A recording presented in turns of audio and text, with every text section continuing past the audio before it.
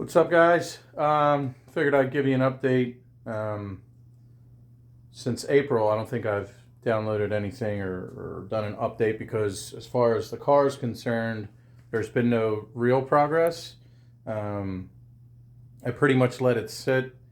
Once the spring came, we actually purchased an in-ground pool and had that built and did a bunch of stuff in my backyard, a whole new patio and all that crap. That's obviously not why you clicked on the video, but basically the car, I took a break from it for the summer just because I wanted to enjoy as much of my free time as possible.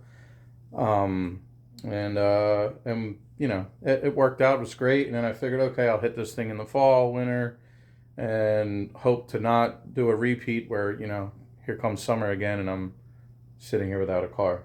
So I'll give you an update on what's going on. Things look worse than they were the last time because a lot of things are mocked up. Some things I was just kind of rushing to put together, have to take back apart because I'm impatient, inexperienced, you name it. But anyway, I have a list to try and keep myself from rambling too much, to show you what kind of issues I've been running into and one of the reasons why the car isn't further along. So here we go. Let me go to my list here, and we'll go. First thing's the battery issue. Okay, so the battery issue is that if you see that orange tape, that's kind of the edge of where that was my marker for where the battery tray could be cut to clearance. I think I could actually cut a little bit more. I don't think I'll reuse this battery tray. I may or may not, but that is as far over as I can go. The dimensions are about 7 by 7 for battery placement up front if I were to continue using a battery up front. Or it's, relocating to the back. Now, it's been hit or miss. I know a lot of people put their batteries in the back. I'm not necessarily opposed to it, but there's enough issues with people and their batteries in the trunk that I don't know. I felt like if I can keep things a little bit factory here, I would.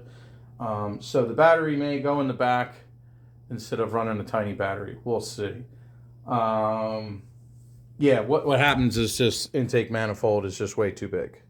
It's just between that and the throttle position sensor. Once I put it in the car, it was like no bueno.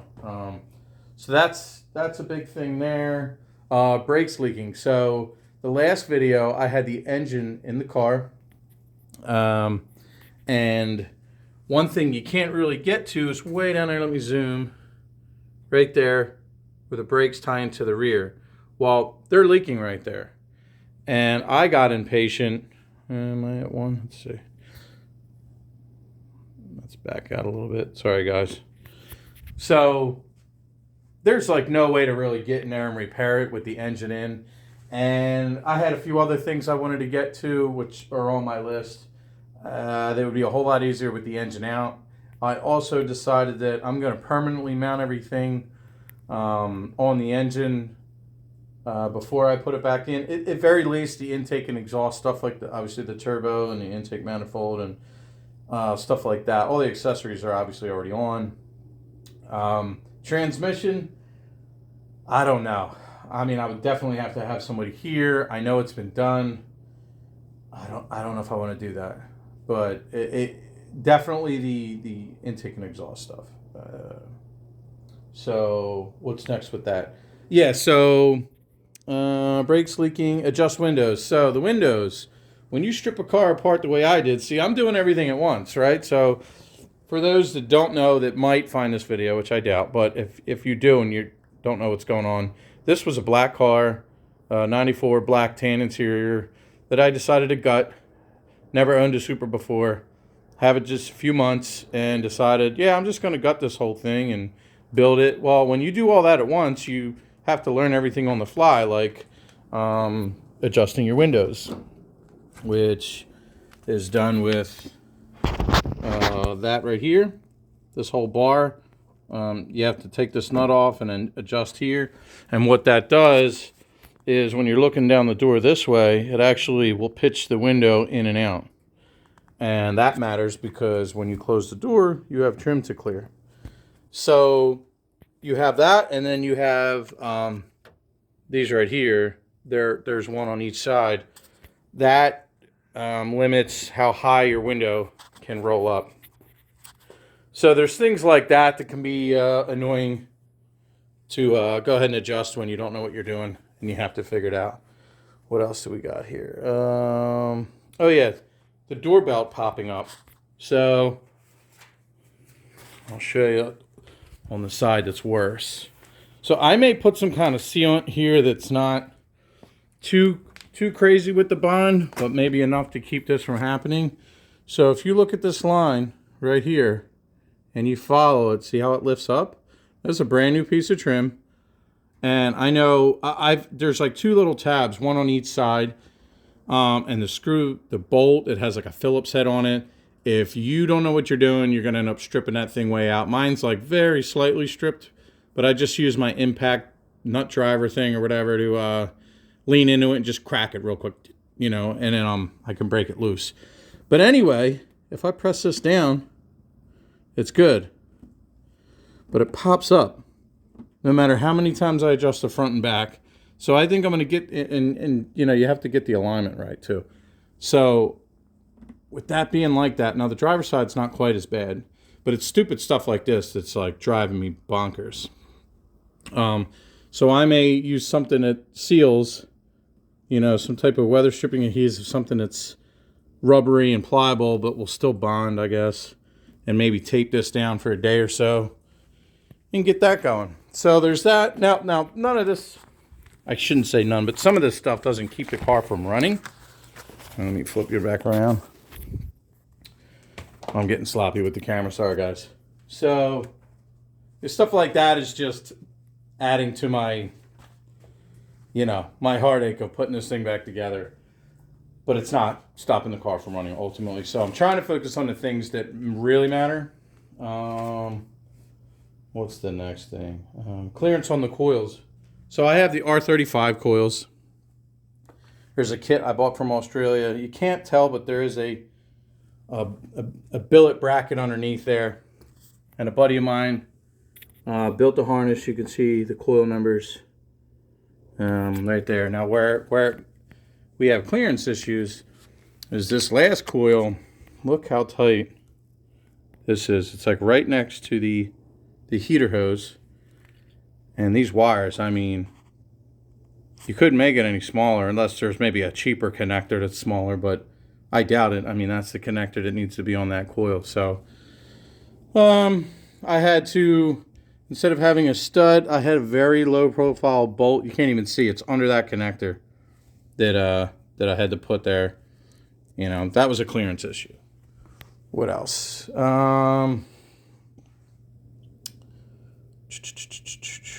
Throttle cable bracket. So throttle cable bracket doesn't come with the aftermarket intake manifold. I already sold my factory one, and I honestly don't know if it would bolt up. I think when you're getting into stuff like this, this throttle bracket becomes one of those things, I guess, it's almost like assumed that you're going to make your own or whatever. You find some solution. I found a solution.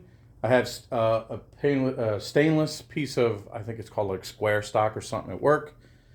It's the right size and everything, and I'm going to cut it out. I already cut part of it, but basically I have a solution for that. But yeah, the throttle cable. So I have to order a custom length throttle cable. Haven't done that yet. Hopefully that doesn't bite me. So once I finish mounting this bracket, well, I'm going to have to get the engine back in the car and then measure for good. But what else? Mounting the flex fuel sensor. Part of the problem with things that I'm buying are, you know, some stuff, I think some of the parts they're definitely not meant to go together per se, or I buy one kit and then buy another kit and realize that they don't go together, if that makes any sense. So what I mean by that is, like, I had a radium fuel kit, and you can see there, way down in there, that is a fuel filter. And one thing that's supposed to go there as well is this flex fuel sensor. Now this is the PHR, with the bypass, so you get better flow. That's kind of supposed to go in the same space, so I got to splice in there and figure something out. So yeah, there's that. And then what else do I got here? Yeah, so this video is really about issues, and it's updates, but it's just showing you all the things I'm dealing with. Let's see, seat brackets. So for those of you that don't know, I have Recaro Sportster CS seats. I think there's GTs now. They're basically the same thing. They're built identical. I don't know. But anyway, a lot of people for a long time were putting in the Recaro, I don't know if they're SR7, but they were a certain model that's an older model that would fit a lot of these brackets. These seat brackets, you get the Bride, you got Planet. I have Planet here. Right there. And they're simply too high. When you go to adjust the seat, the top of the seat will actually hit the roof.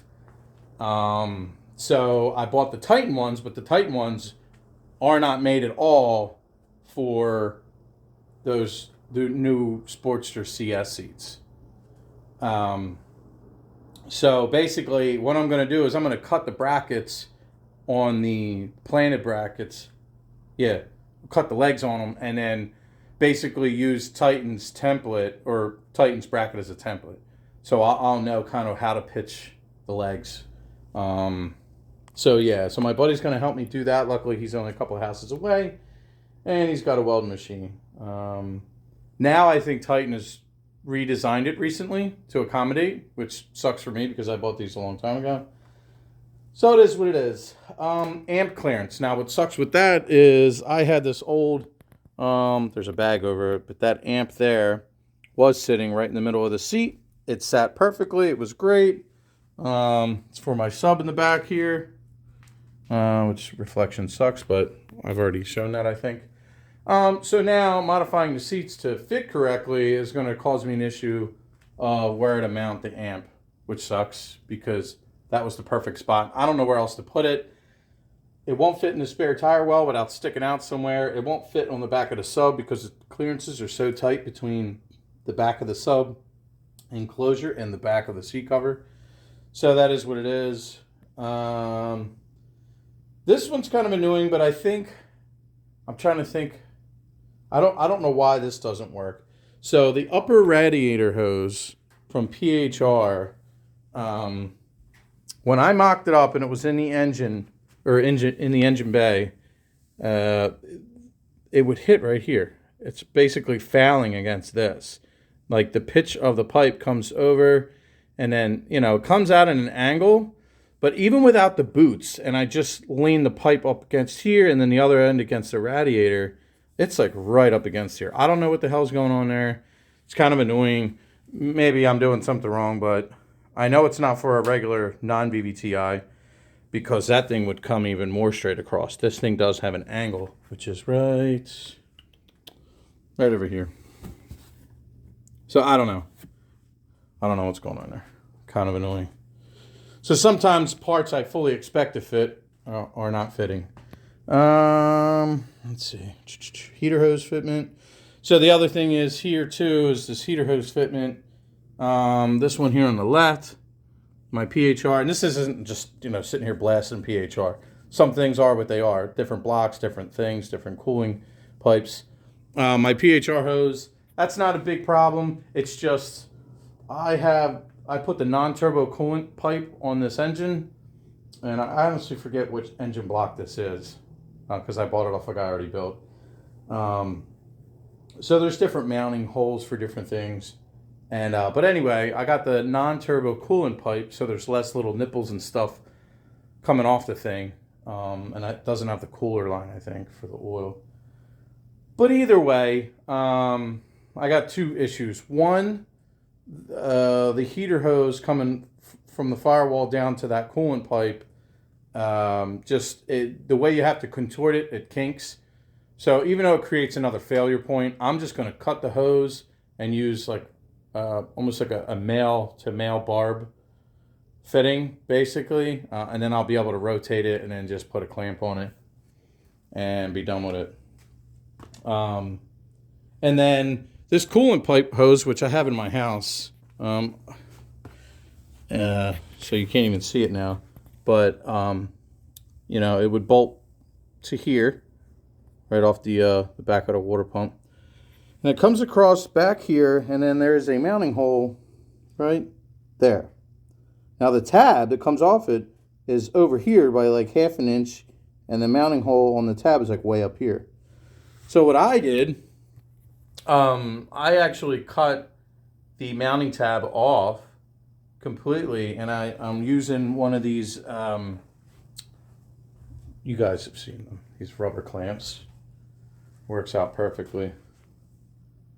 So that'll work like a champ. So, you know, stupid stuff like that. A mounting solution for the coolant pipe, because that coolant pipe doesn't belong on this block.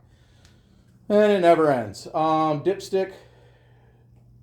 So dipstick, I got to get a flexible one to clear, you know, between the runners here on this intake manifold. Some guys supposedly have bent theirs. The only problem with that is I may still attempt it, but there's some excessive metal on the tab for the dipstick tube, that maybe a clip for like the wiring harness or something was meant to, you know, snap onto it. But I cut all that off and only left the tab where the bolt hole is to mount it somewhere. Even if I bend it with a tubing bender, I don't see where that tab can go with that hole. So I think there's a locker. I think it's called LOKAR or something. Has flexible dipsticks. So I'm probably just going to have to buy one of them, which is no big deal. Speaker issue. Some of you guys, if you've done your speakers already, may already know this. Or at least for me, it was a problem. So right here, there's a hole in the rubber here. Basically, I think what's happening, or what I'm 99% sure is happening, is the back of the speaker cover has little posts that stick through, and there's some weird little clip that kind of squeezes over them. They're kind of like one use. You can't undo them without destroying it. But anyway, the posts stick out so far that they fail against the speaker. So I bought another set of speakers, and I clipped those posts down real low. So I think that's going to fix my speaker problem. Again, that's not one of the ones that's keeping me from running. It's just another issue I felt like I'd bring up. New crank sensor. I knew I was doing the VVTi. I got the correct crank trigger disc, or whatever you want to call it. And then I get it all together, and I'm talking with my buddy. He's like, hey, did you get the crank sensor to go with it? Did you get a new crank sensor? And I'm like, I don't know if somehow I thought they were compatible, and they may be, but just in case, I bought the right one, which means I have to pull some of the stuff off the front and install that, which is annoying, but again, it is what it is. Oh, and then the garage, just a quick little garage update. I got a 200 amp service. You know, I had 100 amp for my house. I bumped it up to 200 because of the pool and the hot tub and this heater. So I ran one of these electric heaters out to my garage, and I forget what the cable size was, but it's the correct. Anyway, so I got that and pulled that in. This is just temporary. I'm actually got duct steel on the other side, and I got to put a strap on the piece of conduit out there. But anyway, so there's the heater, and then I put some of this Polypro stuff in the ceiling just to keep heat from completely just pulling out of here. And yes, the walls are not insulated yet, but it was better than nothing. And let me tell you, I have it off right now because one, it's warm enough in here, but two, it just the relay will kick on and off, and it doesn't bother me when I'm working at all. But I didn't want it to ruin the video. So that's it. There's plenty of other things I need to do, but those are just some of the issues I came up with. Oh, and real quick, I'll add this. So this is a really cool. I knew my video was going to get it. I know, I'm trying to finish a video. I know, thanks. I know, I'm trying to finish a video. It's still recording. Yeah, I was trying not to interrupt it. So, yep. They didn't want to come out and tell me because it's snowing. So, anyways. Yeah, so I got this, what's this, Fuel Tech makes. It's really cool. It looks like one of those vacuum blocks, but it's not. Each one of those ports is isolated. So you can run fuel and oil and everything through there. I thought it was pretty cool. You can see it's slanted because there's only one hole for one side of it. So I'm going to level that out. And I bought one of those rib nut tool things. And as much as it's going to pain me, I'm going to drill a hole in there, another hole, and mount that. I'm actually going to space it out from the firewall a little bit, just to help with clipping on the wires to them. But anyway, yeah, I thought that was a pretty nice solution because everybody says to not hard mount them onto, wherever they located, like the oil filter housing or whatever. So anyway, yeah, I thought that was pretty cool. So yeah, I got to run a couple of rib nuts around here. I know it's already been, 21 minutes. I know it's pretty long. I'm sorry. But at least, I have an update. Hopefully I'll have some more interesting updates, more progress coming soon. Because now that I've finally sucked it up and started ordering fittings and stupid little things that I've been holding off on or twiddling my thumbs because I don't want to pull the engine back out. Now it's done. The hard part's done. The engine's out. Just start fixing all this stuff, and hopefully before we know it, the car's running and I can have a real update. All right, guys. Have a good one.